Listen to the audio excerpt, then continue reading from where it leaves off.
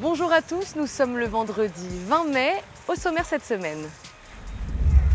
Samedi 14 mai, le Poney Club de Vélizy fêtait ses 50 ans. Au programme, tournoi de chevalerie, joute et voltige. Puis nous irons faire un tour du côté du Green de Buc pour une initiation au golf pour les jeunes de l'espace jeunesse. À Vélizy, beaucoup se demandent comment se lancer dans une démarche de compostage. Labellisé territoire zéro déchet, l'agglomération Versailles-Grand Parc vous accompagne dans cette démarche. Les résidences Mozart et Berlioz l'ont concrétisé depuis 2 ans, c'est ce que nous verrons. Il y a 50 ans, en 1972, le Poney Club de Vélizy ouvrait ses portes. Depuis, nombre de cavaliers ont foulé le manège et autres écuries. Et ce week-end, pour fêter cet anniversaire, le club a accueilli la troupe Equistoria pour un spectacle médiéval haut en couleurs et en surprise. On vous résume cette journée en images. Samedi 14 mai, à l'occasion de ses 50 ans, le Poney Club de Vélizy a fait un saut dans le temps, direction le Moyen-Âge.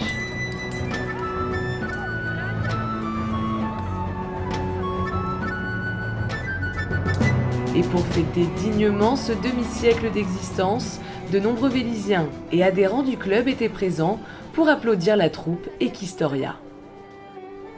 Professionnels du spectacle équestre et historique, ils ont enflammé le manège.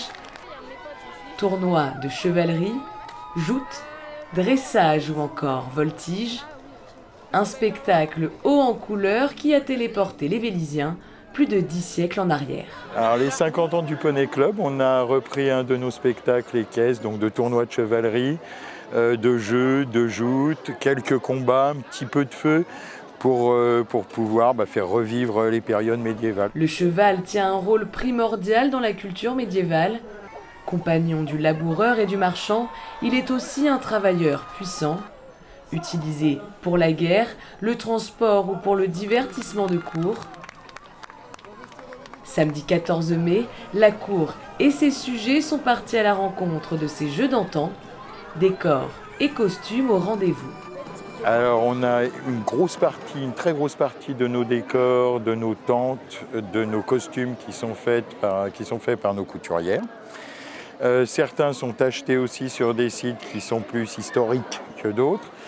Et tout le reste, les épées sont des épées réelles de combat. Étant maître d'armes, je forme les autres combattants. Un demi-siècle dignement célébré sous le soleil et dans la bonne humeur. Le Golf Club de Vélizy a à cœur d'initier les plus jeunes à la pratique de ce sport. Après quelques passages dans les écoles primaires de la ville, début mai, les jeunes de l'espace jeunesse ont pu profiter de 2 heures d'apprentissage au cœur du golfe de Buc. Reportage. Début mai, le club de golf de Vélizy et l'espace jeunesse se sont associés pour initier de jeunes Véliziens à la pratique du golf. Non, c'est ça le manche. Ça s'appelle le grip. C'est la poignée en fait, c'est la partie caoutchouteuse. Direction donc le club de golf de Buc où nous retrouvons son président, Jean-Philippe Rocher. Je suis directeur du golf de Buc depuis 2019 et je suis également entraîneur en fait, de formation. Et donc ça fait 3 ans qu'à la fois j'enseigne et je dirige le golf de Buc. Le golf, souvent associé à un sport pour adultes, est, selon Jean-Philippe, ouvert à tous et certains commencent même très jeunes. Au niveau des jeunes, on commence très tôt. Aujourd'hui, dans la plupart des écoles de golf, il y a des enfants qui ont 3 ans et demi, 4 ans et qui éduquent leur habileté justement au travers du golf. Alors évidemment, on s'est basé énormément sur les jeux. Et la notion de puissance ne rentre pas en ligne de compte, mais c'est un excellent support pour qu'ils apprennent à se concentrer, respecter les règles et puis également s'amuser. Et c'est comme ça qu'ils arrivent à progresser d'année en année et ils passent des niveaux qu'on appelle des drapeaux de couleurs différentes, ce qui les motive dans la pratique et leur permet d'évaluer leur progression. Bien que le golf soit accessible à tous, ce sport requiert quelques compétences pour bien le maîtriser, comme nous l'explique le président du club. Le golf, c'est un sport qui demande de la précision, de la concentration, de l'habileté évidemment, et de la technique. Donc ça demande de la patience pour construire une technique. Après, ça dépend du niveau auquel on aspire, mais globalement, ça demande à la fois de la coordination, de l'adresse, de l'habileté et de la concentration.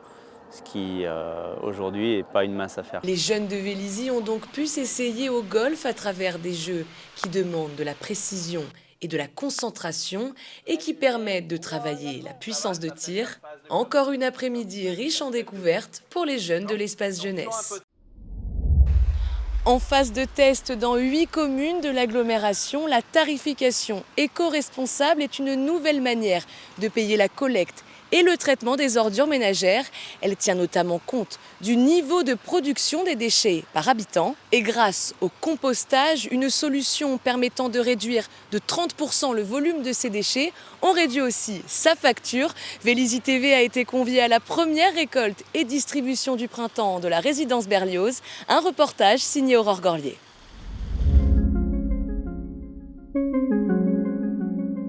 En 2020, la résidence Berlioz, située avenue Robert Wagner et composée de 25 logements, s'est lancée dans un processus de valorisation des matières organiques, le compostage. L'engagement, en fait, au départ, c'était très simple. On s'est aperçu de plusieurs choses. C'est que la première, on remplissait nos bacs d'épluchures de légumes.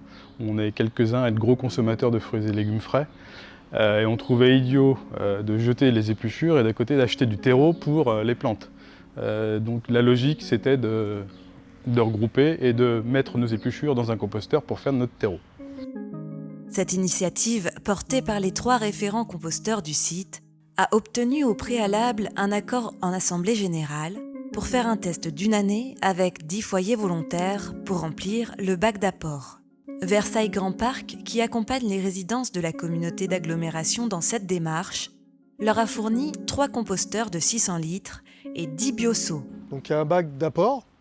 Nous avons un second bac qui est un bac de stockage de matières sèches et un dernier bac qui est un bac de maturation. J'ai un bac d'épluchures de fruits et de légumes. Donc je déverse le seau d'apport dans le bac d'apport. Voilà.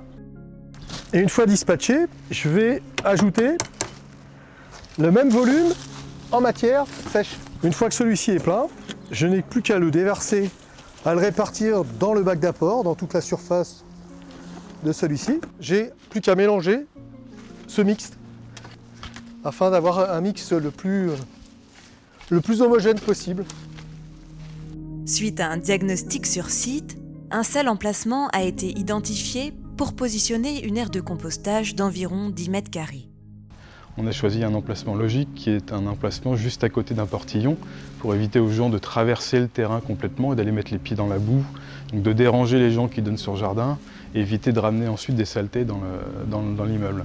Face au manque de matière sèche pour équilibrer leur compost, les référents ont noué un partenariat avec l'entreprise Pinson qui gère une partie des espaces verts de la ville et qui leur a déjà livré un premier mètre cube de broyat et branchage.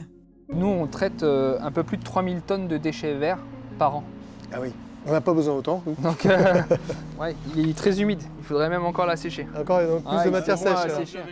Si on n'a que de l'humidité, on va créer du lexivia. Et le lexivia, il va juste descendre, mais c'est pas bon, c'est nocif, c'est acide en fait le lexivia. La matière sèche, elle sert à compenser ça. Elle va absorber le lexivia pour avoir une décomposition et créer une réaction chimique de la décomposition de la matière cellulaire.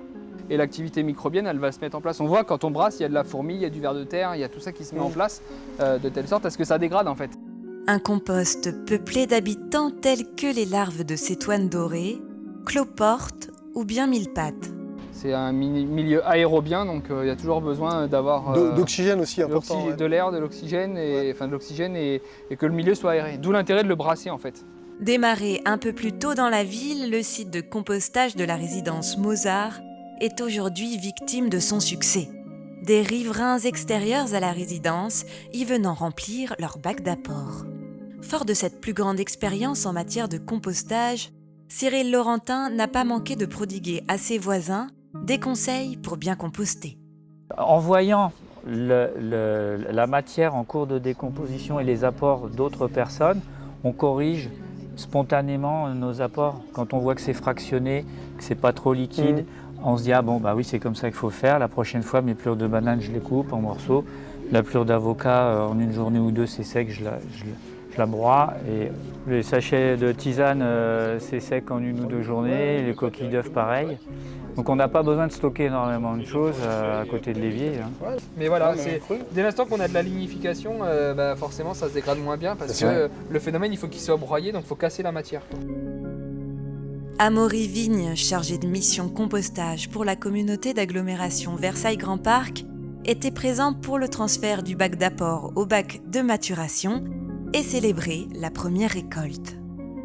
Une occasion aussi pour lui de revenir sur l'utilisation du compost. Il libère la matière qui a été maturée dans un deuxième bac pour libérer de la place pour le bac d'apport régulier. Ils vont laisser cette matière mature pendant un certain temps dans ce bac et après, cette matière mature, ce quasi-terreau, va être utilisé d'ailleurs pour les massifs que vous avez juste en face, pour justement amender, fertiliser les plantes que vous avez dans la résidence. Après 8 à 10 mois de maturation, le compost est mûr. Le compost mûr, déjà vous pouvez le reconnaître, ça ressemble à l'humus que vous avez dans le sous-bois. Voilà, ça sent très bon, ça a une couleur noirâtre, voilà, et c'est très fin. Et ça ressemble quasiment, vous voyez, au terreau que vous avez dans tout ce qui est commerce, jardinerie. Mais c'est de l'économie circulaire, c'est de la démarche circulaire, vous l'avez créé vous-même. En un mot, le compostage reproduit le cycle naturel de la matière. Il permet de rendre à la terre ce qu'elle nous a donné pour la réenrichir.